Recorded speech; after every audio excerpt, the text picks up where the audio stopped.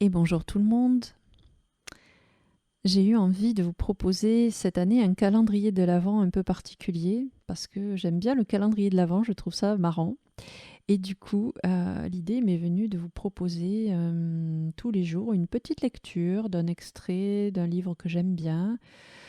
Alors ça va être des réflexions, ça va être peut-être des romans, ça va être peut-être de la poésie. J'en sais rien encore, ça vient au fur et à mesure.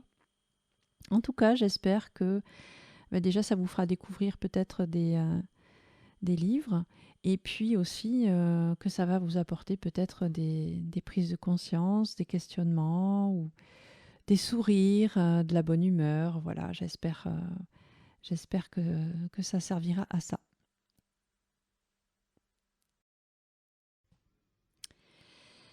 Alors aujourd'hui, je vais vous lire un extrait du livre Conversation avec Dieu de Neale Donald Walsch. Et c'est une conversation qui a lieu, donc c'est le chapitre 8, c'est une conversation sur les relations. Et les questions sont: quand en aurais-je suffisamment appris sur les relations personnelles pour qu'elles se déroulent sans difficulté? Y a-t-il moyen d'être heureux dans les relations? Et sont-elles toujours forcément des défis? Je pense que ce sont des questions qu'on se pose assez souvent. Donc je vais vous lire un extrait du chapitre qui répond, puisque c'est Dieu qui répond à ces questions.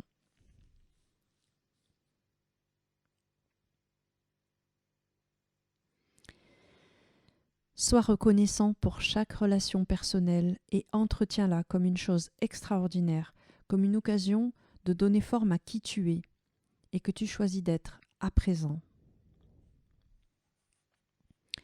Pour l'instant, ta quête a quelque chose à voir avec les relations humaines individuelles du genre romantique, et je comprends cela. Alors laisse-moi parler avec précision et détail des relations amoureuses humaines, ces choses qui te donnent continuellement tant de difficultés. Lorsque les relations amoureuses humaines échouent, entre parenthèses, les relations n'échouent jamais vraiment, sauf au sens strictement humain, parce qu'elles n'ont pas produit ce que tu voulais. C'est parce qu'on y était entré pour la mauvaise raison. La plupart des gens entrent dans une relation en ayant à l'esprit ce qu'ils peuvent en tirer, plutôt que ce qu'ils peuvent y apporter. Le but d'une relation est de décider quelle part de vous-même vous aimeriez voir apparaître et non quelle part de quelqu'un d'autre vous pouvez vous accaparer et retenir. Les relations, comme toute la vie, ne peuvent avoir qu'un but: être et décider qui tu es vraiment. Il est très romantique de dire que tu n'étais rien avant l'arrivée de cet être extraordinaire. Mais ce n'est pas vrai. En outre, cela impose à cet être une pression incroyable pour qu'il soit toutes sortes de choses qu'il n'est pas. Ne voulant pas te décevoir, l'autre fait de grands efforts pour être et faire tout cela, jusqu'à ce qu'il n'en puisse plus. Il ne peut plus compléter l'image que tu te fais de lui. Il ne peut plus remplir les rôles auxquels il t'a assigné. Le ressentiment monte, la colère suit. Finalement, afin de se sauver et de sauver la relation, cet être extraordinaire se met à reprendre son véritable moi et agit davantage en fonction de qui il est vraiment. C'est à ce moment que tu dis qu'il a vraiment changé. Il est très romantique de dire que, maintenant que ton être extraordinaire est entré dans ta vie, tu te sens complet. Mais le but de la relation n'est pas d'avoir quelqu'un d'autre qui pourrait te compléter, mais d'avoir quelqu'un d'autre avec qui tu pourrais partager ta complétude. Voici le paradoxe de toutes les relations humaines.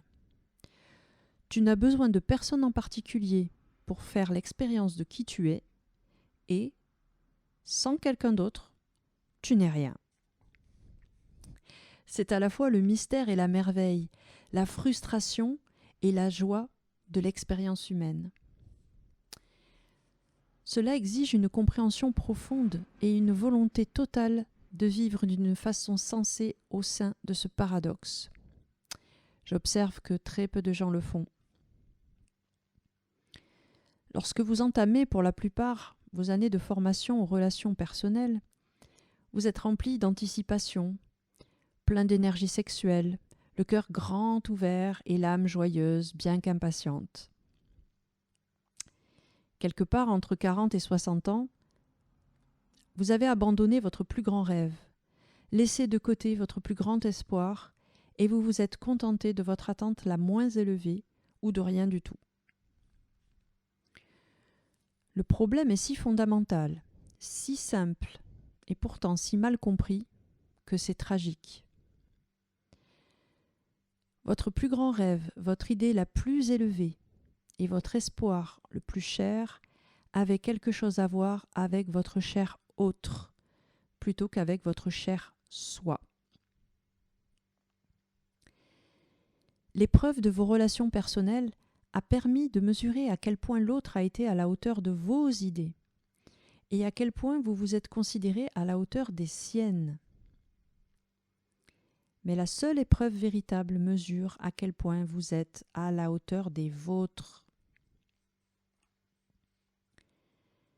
Les relations personnelles sont sacrées car elles fournissent la plus grande des occasions, en fait la seule, de créer et de produire l'expérience de l'idée la plus élevée que vous vous faites du soi. Les relations personnelles échouent lorsque vous les considérez comme la plus grande chance dans la vie de créer et de produire l'expérience de l'idée la plus élevée que vous vous faites d'un autre.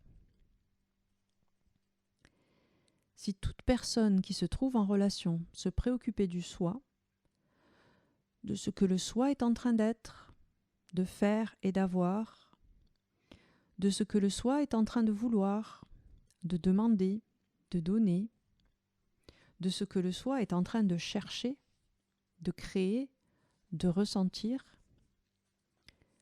toutes les relations personnelles rempliraient magnifiquement leur rôle et serviraient leurs participants. Que chaque personne se trouvant en relation se préoccupe non pas de l'autre, mais seulement de soi. Cette stratégie paraît étrange, car on vous a dit que, dans la forme de relation la plus élevée, on ne se préoccupe que de l'autre. Mais je vous dis ceci. Le fait de vous concentrer sur l'autre, votre obsession pour l'autre, c'est ce qui fait échouer les relations personnelles. Qu'est-ce que l'autre est en train d'être ? Qu'est-ce que l'autre est en train de faire ? Qu'est-ce que l'autre est en train d'avoir ? Qu'est-ce que l'autre est en train de dire, de vouloir, d'exiger ? Qu'est-ce que l'autre est en train de penser, d'espérer, de planifier ? Le maître comprend que ce que l'autre est en train d'être, de faire, d'avoir, de dire, de vouloir, d'exiger, n'a aucune importance. Ce que l'autre est en train de penser, d'espérer, de planifier n'a aucune importance. Tout ce qui importe, c'est ce que vous êtes en rapport avec cela. La personne la plus aimante est celle qui est centrée sur le soi.